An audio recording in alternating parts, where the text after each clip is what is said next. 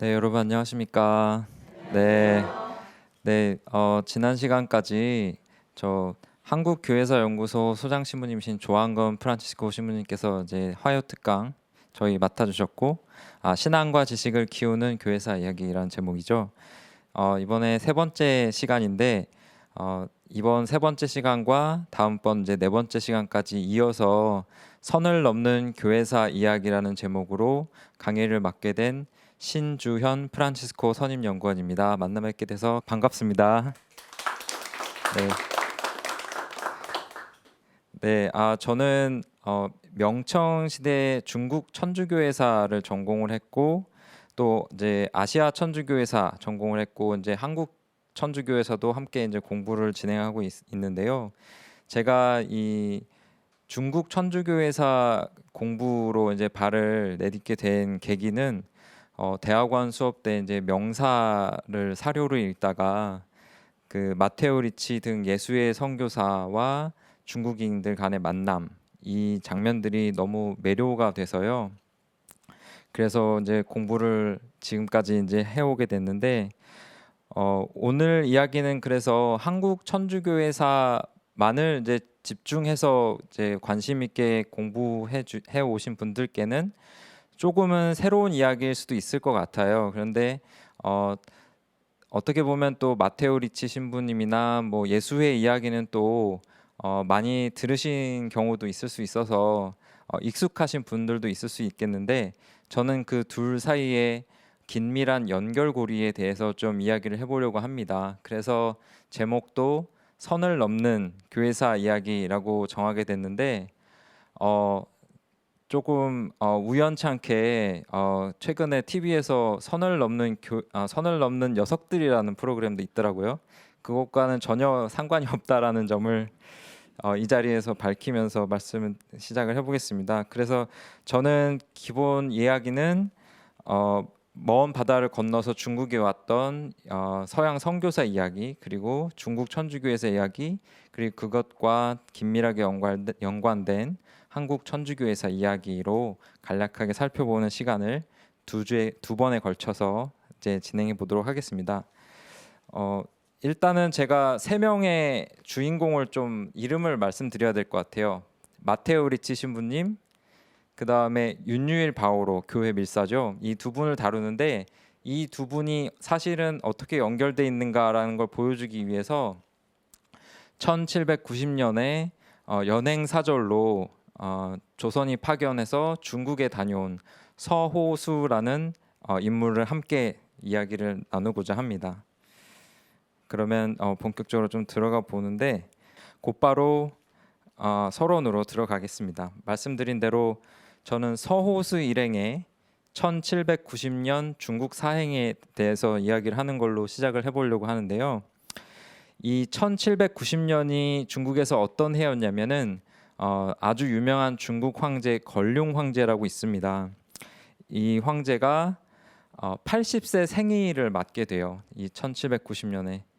그러니 얼마나 이 생일을 아주 시끌벅적하게 치르고 싶었겠습니까? 그래서 돈도 엄청 많이 써서 그 희대라고 하는데 그런 여러 장식물들을 엄청나게 깔고 엄청난 인력을 투입하고, 그 다음에 중요한 건 초대 손님을 아주 많이 불러야 되겠죠. 그래서 이 80세 생일 축하를 위해서 각지에서 축하 사절단이 오게끔 초대를 합니다. 당연히 조선도 초대를 받았겠죠.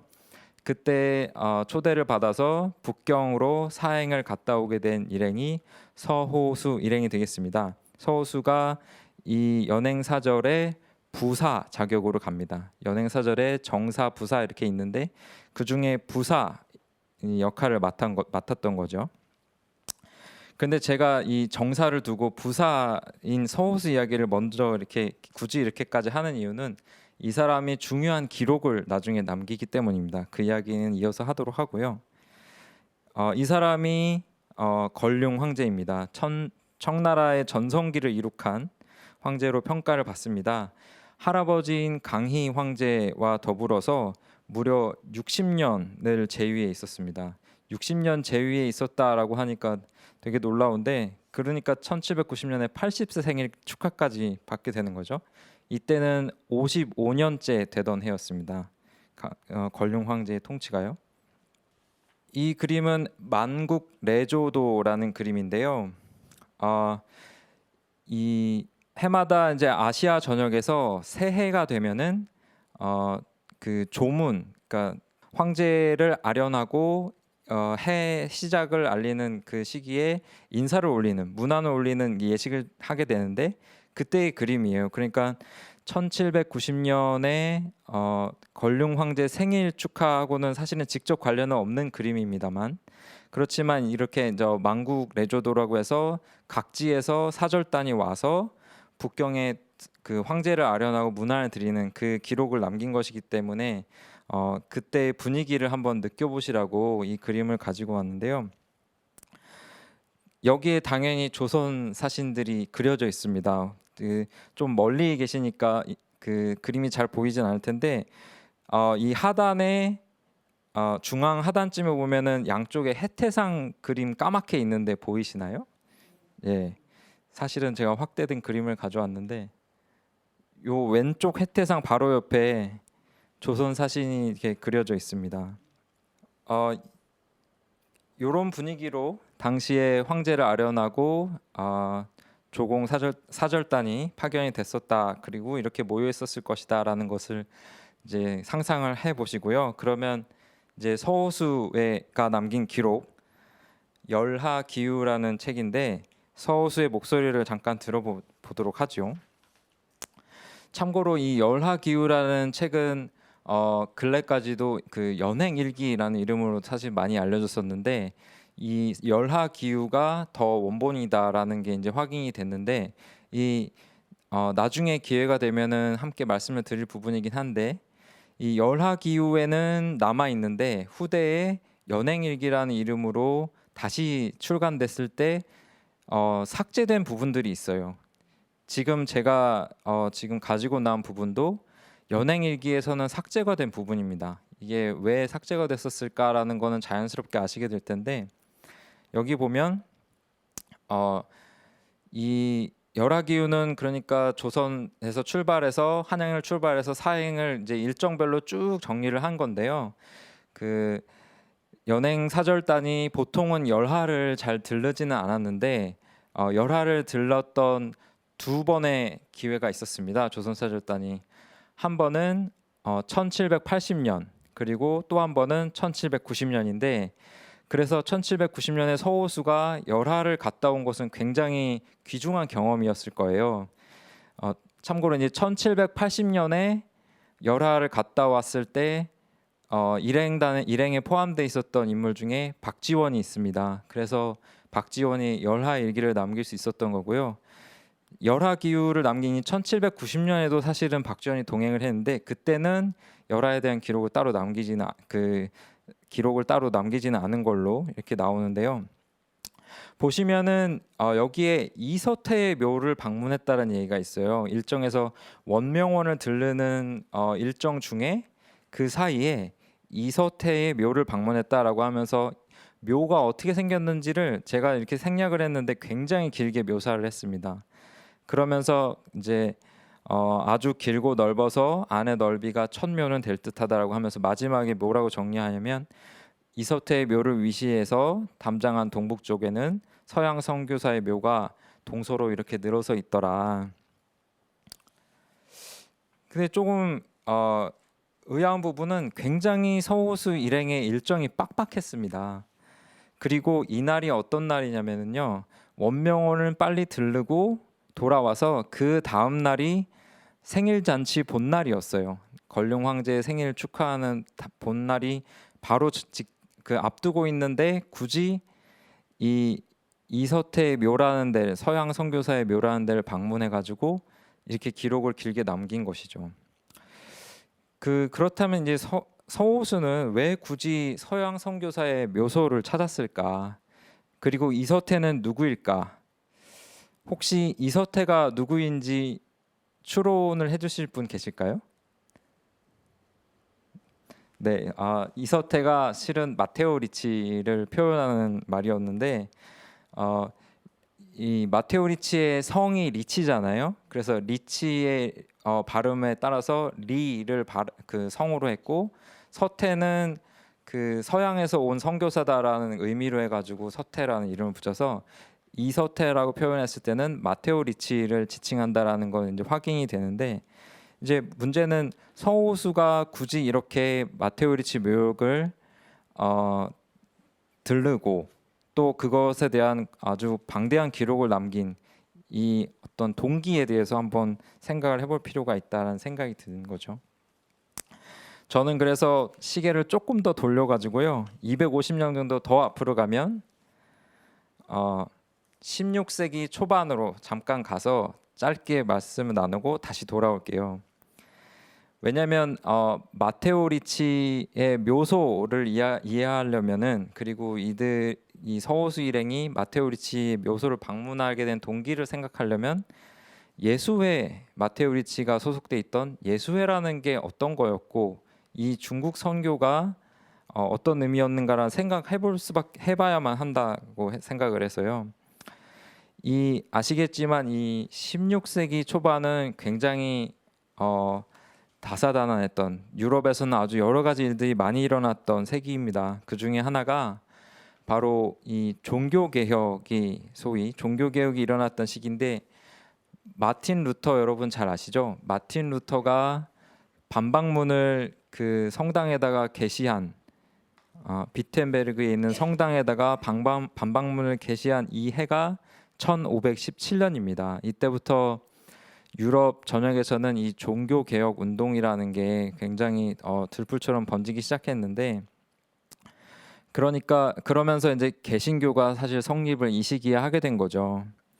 그러면 이제 그 우리 가톨릭 측에서는 가톨릭에게는 일종의 위기 상황이 온 셈인데, 이것을 사실은 어떻게 대응하느냐에 따라 가톨릭 그리고 천주교라는 이 교회가 아예 사라지느냐 아니면 새롭게 거듭나느냐라는 게 운명처럼 갈리는 그런 시기였다고 볼 수가 있어요. 이때 가톨릭은 예수회를 필두로 해서 쇄신을 선택을 합니다.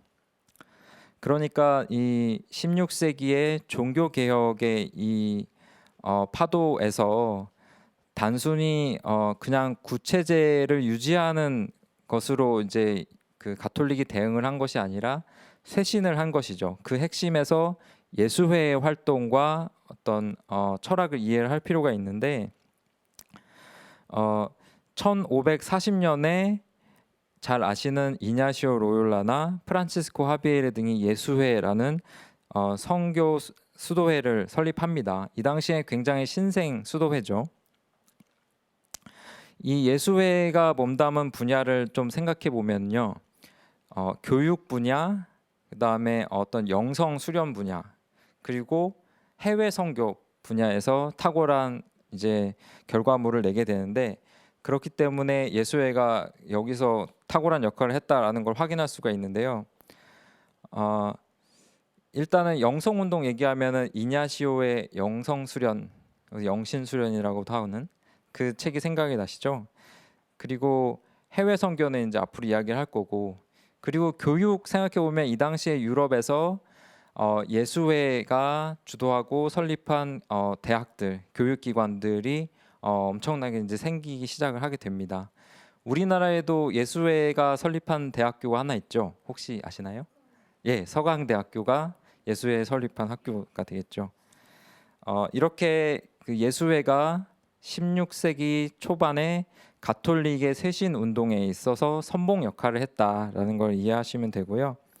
그러면 이제 오늘의 이야기 사실 주제는 그 중에서도 해외 선교 이야기를 하게 될 거잖아요. 이 해외 선교 부분은 이 시기가 대항해 시대를 열었던, 유럽사의 맥락에서는 대항해 시대를 열었던 시기라는 점, 그리고 동아시아에서는 마카오를 중심으로 활동했다는 점을 기억하실 필요가 있어요. 이 사람이 마틴 루터고요. 그다음에 동시대 인물, 예수회를 설립한 이냐시오 로욜라 되겠습니다. 그러면 이들이 해외 선교를 할 때의 주요 배경이 된 이 대항해 시대의 선교 관할권을 잠깐 생각해 보면, 여러분 그 오늘날 그 남미의 국가들이 대부분 어느 나라 말 쓰는지 아시죠? 다 스페인어 쓰죠. 예, 그게 사실은 이때 사실 시작된 거라고 보시면 되는 거죠. 이때 선교 관할권이라고 해가지고 이 포르투갈과 스페인이 대항해 시대를 열고 이제 바다로 나가면서 소위 식민지 개척을 이제 하게 되는 건데, 이때 둘이 너무 부딪히면 안 되니까 교황청에서 이 천주교 선교라는 명목으로 지역을 분할을 해줍니다. 그것이 선교 관할권 분할을 해준 걸로 이해를 해주시면 되는데, 어떻게 결론을 내리냐면 포르투갈 너는 동쪽으로 가라. 어떤 점을 경도를 기점으로 해서요. 동쪽으로 가라. 그쪽이 너희의 관할이다. 그리고 스페인을 보고서는 너희는 서쪽으로 가라. 이렇게 한 거예요. 그렇게 동서를 나눴는데, 사실은 지구는 둥그니까 각각 동쪽 서쪽으로 끝까지 가면은 결국 서로 만나겠죠. 그렇긴 했는데 어쨌든 이들이 동쪽 서쪽으로 가면서 식민지를 이제 개척을 해서 이 스페인에서 서쪽으로 가면 아메리카 대륙이 나오죠. 그래서 스페인이 남미 지역을 이제 차지하게 됐고, 그 다음에 포르투갈은 아프리카를 밑으로 해서 건너가 가지고 동쪽으로 쭉 가게 됐으니까 아프리카 아시아 지역을 관할을 하게 된 것이죠. 그리고 스페인이 아메리카 대륙을 넘어서 서쪽으로 더 가니까 필리핀까지 닿았던 거예요. 필리핀이 저 맨 오른쪽에 주황색으로 보이시죠? 거기까지, 그래서 필리핀도 스페인의 식민지 경험을 한 것입니다. 참고로 이 경도를 그었는데 나중에 확인해 보니까 남미 대륙의 일부가 그 걸쳐 있었어요. 그 경계선에. 그래서 포르투갈은 이 남미에 붙어 있지만 이 부분도 포르투갈이 자기 관할권이라고 주장을 할 수 있었겠죠. 그 지역이 바로 브라질이 되는 것이었습니다. 그래서 오늘날 브라질이 포르투갈어를 유일하게 쓰죠. 남미 나라 중에서는. 그렇게 된 것은 이제 참고로 말씀드리고요. 그러면 이제 우리의 포커스는 아시아니까 이 아시아의 선교 전초 기지 역할을 한 마카오를 이해를 해야 되는데, 딱 보시면 마카오 모양이 어떻게 생겼나요? 약간 나뭇잎 모양 같이 생기지 않았어요? 예, 이 남중국해에 위치한 이 아주 작은 반도인데, 이제 흔히 섬으로 생각하시는 분도 많지만 사실은 이렇게 살짝 육지랑 연결돼 있기 때문에 정확하게는 반도였습니다. 이 마카오를 전초 기지로 삼을 수 있게 된 것은 이 포르투갈이 사실은 아주 무력이 뛰어나서 이곳을 점령하고 식민지화했다, 이렇게 이야기보다는 중국이 포르투갈이 이곳에 정박해서 활동하도록 사실상 묵인했다라고 이해하시는 게 조금 더 사실에 가까워요. 왜냐하면 보시면 여기에 이제 서양인들이 이제 그 거주를 하고 왕래를 하고 하는 것들이 중국 대륙의 입장에서 봤을 때는 상당히 컨트롤하기 쉬운 그런 지리적 위치에 있었거든요. 보시면은 이 마카오 자체는 뭐 경작도 안 되고 마실 물도 없고 뭐 이런 곳이었어요. 그래가지고 그 전적으로 생활을 위해서는 대륙하고 왕래가 이 아주 좁은 이 나뭇잎 모양의 이 이파리 끝 앞쪽 모양 이 부분을 왕래를 하는 게 필수였기 때문에, 그러면 사실상 포르투갈인들이 뭔가 다른 일을 꾸미면 여기를 그냥 방어하는 것으로 이들을 축출할 수 있기 때문에, 차단할 수 있기 때문에, 그래 그럼 포르투갈 너희들 여기서 활동하면서 무역도 해. 그러면 중국한테도 이익이니까. 다만 뭔가 다른 침략의 야욕을 부리는 것은 중국 입장에서는 이제 인정할 수 없기 때문에 이 마카오의 지형을 봤을 때 충분히 방어가 가능하다. 그래서 포르투갈인들이 여기서 활동하는 것을 명나라, 당시 이제 처음에 마카오를 점령했을 때 명나라 시기였는데 인정을 한 셈이었죠. 그래서 예수회의 마카오를 기점으로 한 동아시아 선교 활동이 시작될 수 있게 된 것이었습니다. 혹시 여기 마카오 다녀오신 분 계세요? 와, 다녀오셨네요. 너무 부럽습니다. 저는 아직 못 가봤는데 다음에 기회가 되면 꼭 한번 가보고 싶습니다. 여기 그 성 바오로 성당 그 남은 유적이죠. 예, 여기도 다녀오셨겠죠, 당연히.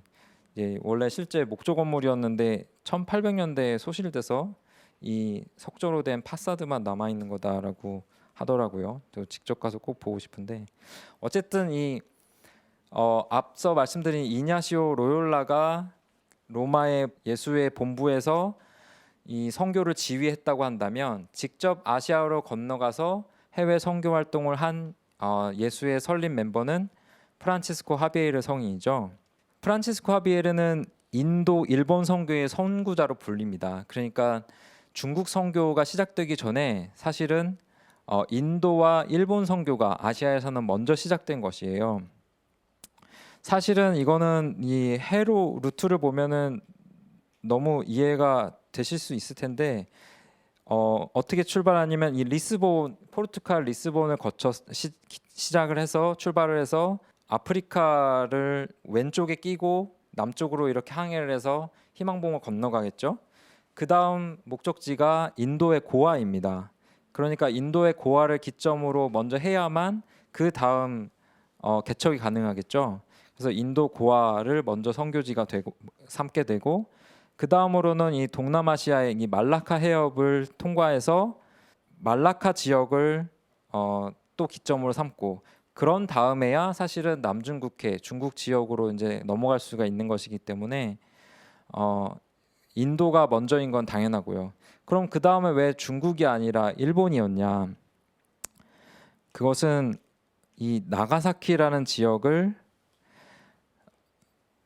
이 프란치스코 하비에르 성인 이 초기에 그 예수의 선교사들이 기점으로 삼을 수 있었기 때문입니다. 이 당시에 일본에서는 이 포르투갈 상인들 그리고 나중에는 선교사들까지도 일본에 굉장히 유익을 주는 존재로 생각을 했어요. 초기까지만 해도 그 주요 동기는 사실은 무기를 얻을 수 있었다.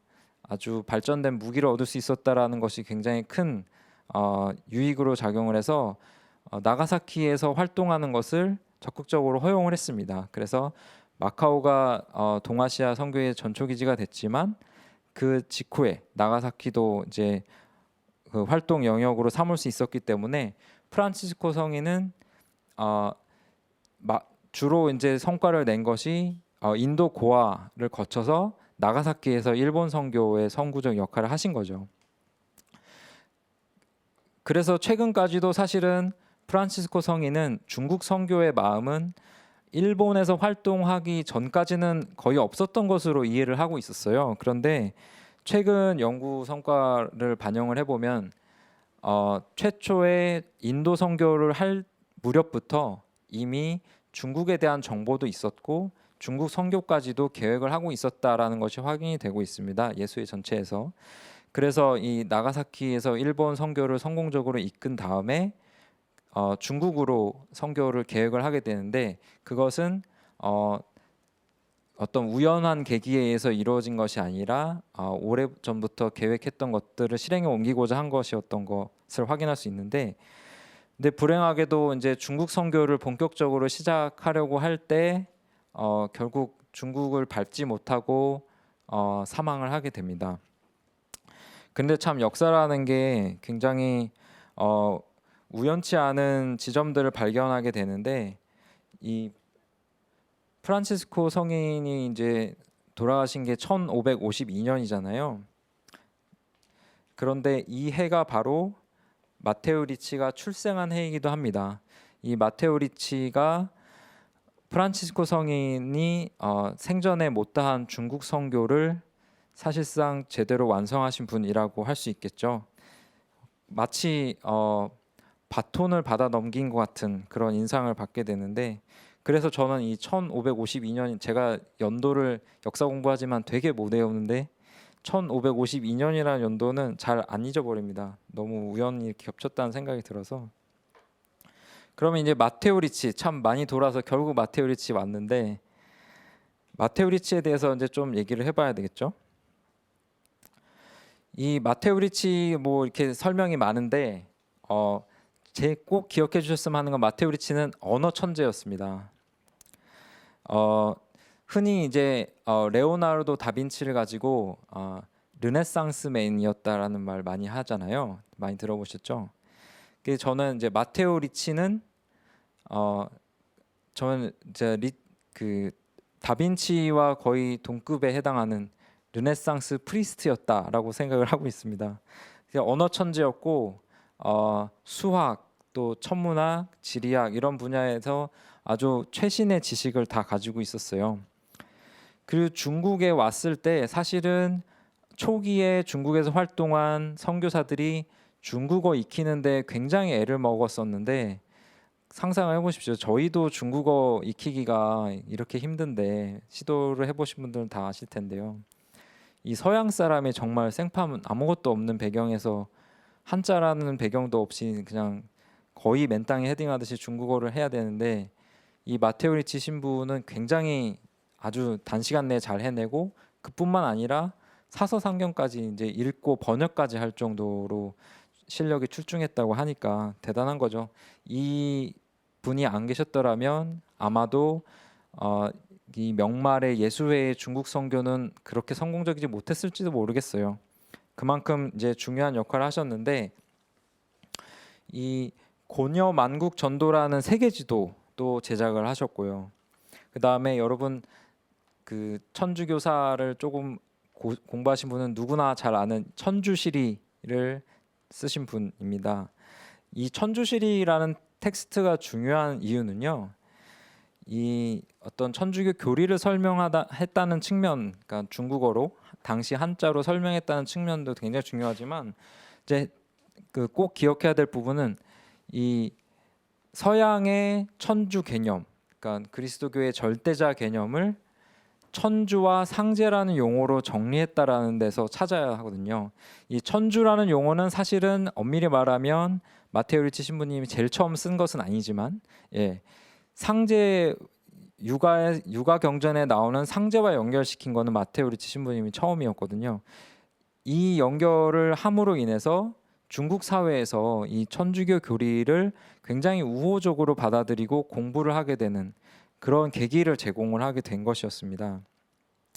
그래서 이 중국 문화를 깊이 이해하고 그 중국을 위한 중국의 맞춤형 어떤 천주교 교리를 제시해서 선교를 원활하게 진행할 수 있었던 이 마테오 리치 신부의 기여를 저는 이제 학계에서는 이제 적응주의 선교 방침이다라고 많이 정리를 합니다. 여러분 한두 번씩은 들어보셨을 것 같아요. 예수회의 적응주의 선교 방침이라고 하는데 결국 그 핵심은 중국 문화에 대한 깊은 이해를 바탕에 두고 선교를 했다라는 것입니다. 이것이 여기 빨간색으로 표시된 부분이 이제 마테오 리치 신부님이 마카오부터 시작해서 조경이라는 데로 육지에 다다르고 끝낸 베이징까지 가게 되는 이 루트를 이렇게 표시를 한 건데요. 여기 보시면 1582년에 마카오에 도착했다가 1601년에 북경에 천주당 건설을 허가를 받죠. 그러니까 거의 20년이 걸렸죠. 그 동안에 얼마나 숱한 고초와 어려움을 겪었을지는 여러분의 상상에 맡기겠습니다. 뭐 크고 작은 박해들도 있었고 목숨을 잃을 뻔한 그런 위험천만한 사건도 있었고 그 다음에 뇌물을 달라고 하는 그런 관리들하고 실랑이를 하면서 고민도 하고 그 다음에 황제를 아련하기 위해서 결국에는 자명종이나 클라비코드 같은 이런 물건으로 관심을 끄는데 또 성공을 하고요. 끝내는 그래서 베이징의 체류 허가를 받고 천주당 건설까지도 허락을 받게 됩니다. 이게 마테오 리치 신부의 이 중국 선교의 기여가 얼마나 컸는지 이게 이제 최초의 그 성당을 건립하는 데 성공한 거예요. 대륙 그다음에 베이징, 북경까지 이제 해서 그다음에 이 고녀만국 전도는 잠깐 보고 갈게요. 이거 보면은 이거는 이제 채색해서 판화로 재출간한 것인데 그 중국 신자인 이지조라는 인물하고 이제 같이 편찬을 한 것입니다. 여기 보시면 세계 지도가 이제 그려져 있는데 여러분 우리가 익히 보는 세계 지도와 거의 흡사하죠. 이때가 이제 17세기 초인데 이 정도 수준으로 만들 수 있었다. 유럽 지역에 대한 그 이 지도 기법 자체는 유럽에서 기인한 것이지만 중국 내의 어떤 자세한 지리 정보, 그 다음에 이 세계 지도를 편찬해서 그 유통을 해서 이 세계사적인 어떤 반향까지 일으켰던 것까지 상상을 하면 예수회 리치 신부님과 예수회 없이는 이런 업적이 불가능했다라는 게 사실은 확실해지는 거죠. 이 보시면은 중국하고 이 동아시아 지역이 너무 작아서 안 보일 텐데 이게 확대해 보면 이제 일본도 그렇고 중국도 그렇고 빼곡하게 지리 정보가 있는 걸 보실 수 있죠. 근데 상대적으로 한반도는 조금 실제 요즘 모습하고 조금 이제 왜곡이 있어 보이는데 실은 이 지도하고 비교해 보세요. 이 지도에 한반도가 얼마나 왜곡돼 있는지 거의 비슷한 시기 지도거든요. 서양에서 편찬된. 이것도 사실은 예수회의 어떤 지리 정보가 많이 반영된 것이지만 이 고려 만국 전도만큼 그나마 더 비슷하진 않습니다. 그만큼 이때 당시에 동서양의 최신 정보와 기술이 집약돼서 만들어진 세계 지도였다 이렇게 생각해 주시면 되겠습니다. 이게 북경에 최초로 건립된 남당이고요. 여기 가보시면 이 마테오 리치를 기리는 이런 기념물도 있고요. 물론 이 건물은 그때 건물 그대로는 아닙니다만 이 리치가 만력제에게 진상했다고 하는 자명종의 복원품입니다. 이렇게 생겼던 자명종을 당시 유통되는 자명종을 진상을 했고 나중에 좀 재밌는 사실은 이 자명종이 이제 시계가 계속 가야 되는데 수시로 이제 태엽도 감아주고 관리를 해줘야 되잖아요. 근데 그거를 서양 사람 말고는 이거를 만질 줄 모르는 거예요. 그래서 이게 가다가 멈추니까 황제는 서양 사람을 곁에 두지 않을 수가 없는 그런 이유를 만들어줬죠. 그리고 이후에는 이제 천문역법에 뛰어난 그 기술 기능을 보여주니까 계속 중국에서 천문을 담당하는 그런 말하자면 관리로 서양인들이 계속 일하게 되는 계기가 이때 리치 시대부터 시작이 된다고 이해하시면 됩니다. 참 많이 돌아왔는데 이렇게 중국 천주교회사 얘기를 쭉 들었는데 혹시 저는 좀 두려웠어요. 이게 우리하고 무슨 관계가 있는 거지? 그리고 나는 한국 천주교회사에 더 관심이 많은데 그게 진짜 관련이 있나? 근데 저는 이제 어떻게 이게 관련이 되는지를 다시 한번 명확히 보여드리고 싶어요. 뭐냐면 이 연행이라는 정기적, 비정기적 사행을 통해서 사실은 조선과 중국이 연결되어 있었고 이 루트가 결국 우리가 조선 후기에 천주교 신앙을 받아들일 수 있었던 핵심 루트가 되거든요. 이 연행이 있었기 때문에 이 천주교를 받아들일 수 있었는데 그러면 이 연행이 있었고 연행으로 뭘 받아들여야 될 거 아니에요. 그러니까 이것은 경로고 이 컨텐츠는 그럼 뭐냐, 내용은 뭐냐, 바로 예수회를 통해서 만들어진 이 천주시리와 같은 한문 서학서, 한역 서학서들이 유통됨으로 인해서 조선의 천주교 신앙이 이제 꽃피우기 시작할 수 있었다라는 거죠. 그러면 이 연행이라는 루트가 어떤 것이었는지 사실은 좀 더 좀 이해를 해볼 필요가 있겠죠. 보면 이 그림은 이제 연행 루트를 복원한 것인데 오른쪽에 보면은 의주에서 출발을 해서 심양, 산해관 거쳐서 북경으로까지 왼쪽에 빨간색 표시된 게 북경인데 조금 알아보기 어려우니까 이제 간단하게 이렇게 지금 이런 이미지들은 제가 다 인터넷에서 찾은 것들이라 여러분들 다 쉽게 그 관련된 걸 다시 찾아보실 수 있을 거예요.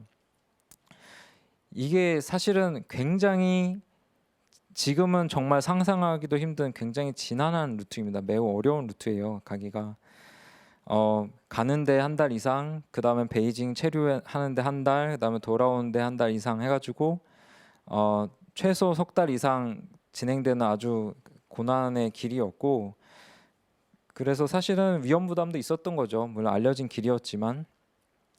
그리고 참고로 아까 말씀드렸던 그 1780년과 1790년에는 이 열하를 우연히 들리게 됐다고 말씀드렸잖아요. 그것은 이제 열하는 사실은 이 정례 루트에는 없었고, 베이징을 들린 다음에 다시 열하로, 베이징에서 동북쪽에 위치해 있거든요, 열하가. 그래서 그것도 나중에는 기억을 해야 된다. 그러면 이렇게 이 연행 루트를 통해서 이 한역서학서 혹은 한문서학서라는 게 이제 17세기 초부터 유통이 되기 시작했습니다. 최초의 기록은 여러분 이제 교회사 이제 교재 같은 거 보시면은 다 나오듯이 이수광의 지봉유설의 천주시리에 대한 기록이 나온 것이 한문서학서 혹은 한역서학서에 대한 최초의 기록입니다. 조선에서 이제 받아들인. 그런데 이 지봉유설이요 1613년인가 발행 14년인가 13년인가 출간이 됐어요. 그러니까 이 천주시리가 간행된 지 한 10년 정도 지나서 조선에서 최초의 논평이 나온 셈입니다. 여러분 이게 이제 빠른 것 같으세요? 느린 것 같으세요? 예, 사실은 그 당대의 지식의 유통이라는 것은 굉장히 느린 속도로 전파가 되거든요. 중국 내에서도 이 정도면 느린 게 아닌데 우리 조선 사신이 이 연행 사행을 통해서 이 천주시리를 접했고 이수광 본인이 이제 사행을 여러 차례 다녀오기도 했기 때문에요. 그 다음에 이 지봉유설이라는 책에 천주시리에 대한 최초의 논평을 10년 만에 냈다라는 것은 굉장히 빠른 겁니다. 그래서 이 조선 사회가 폐쇄적이고 어떤 자기의 어떤 그 뭐 소위 말하는 주자학의 어떤 그 보수적인 거에 갇혀서 아무런 발전이 없었던 폐쇄적인 사회였다. 이런 이미지는 사실은 그렇게 맞지는 않은 거예요.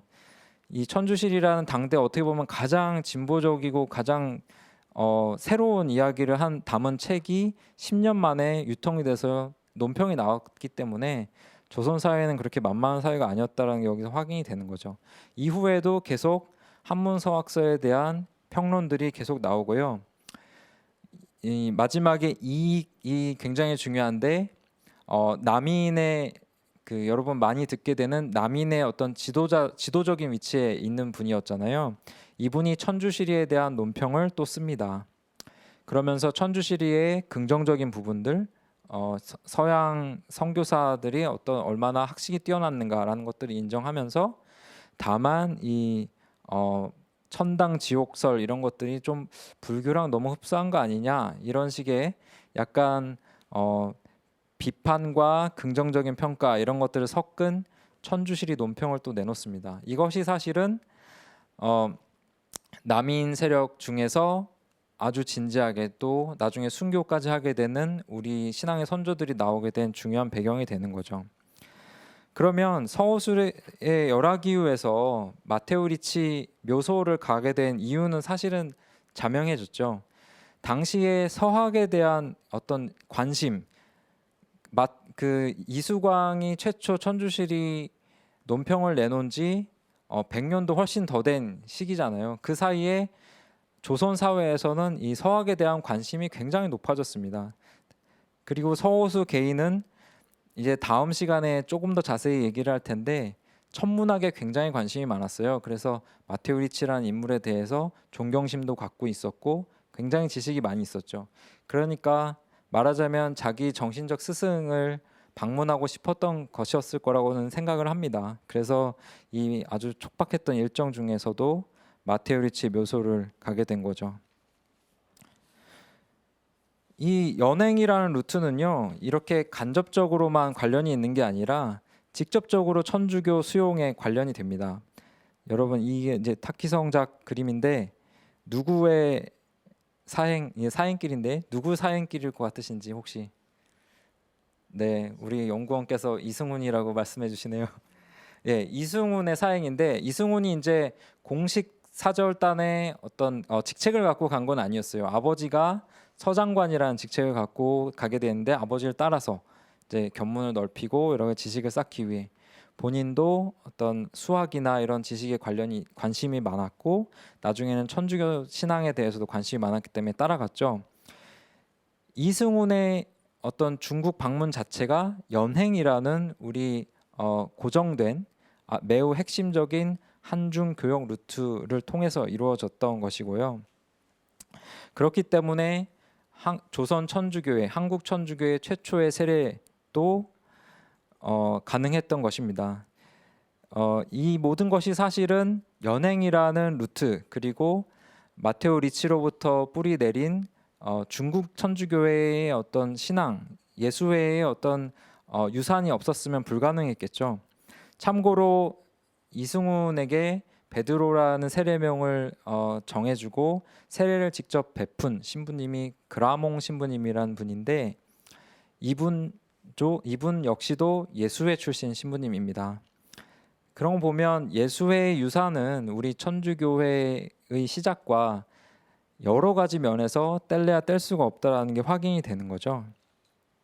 그래서 이렇게 이승훈은 돌아와서 조선 최초의 천주교 공동체를 이루게 하게 되고 그래서 한국 천주교회와 이 예수회로 시작된 중국 선교가 이렇게 연결이 되는 것을 확인을 할 수 있는 거죠.